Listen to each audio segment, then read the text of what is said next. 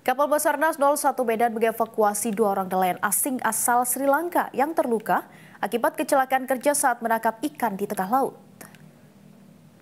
2 orang nelayan asing yakni Mang Nox dan Madusanka merupakan warga negara Sri Lanka langsung dievakuasi petugas gabungan SAR Medan dengan menggandeng HNSI, Ditpolairut Polda Sumut, TNI AL, dan Imigrasi menuju Pelabuhan Belawan, Sumatera Utara.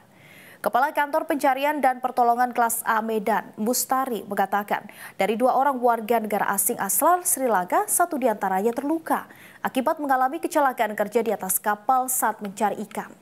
Kini kedua orang nelayan asing tersebut telah dibawa ke rumah sakit dan petugas kantor imigrasi kelas 2 TPI Belawan akan berkoordinasi dengan Duta Besar Sri Lanka untuk pemulangan ke negara asal.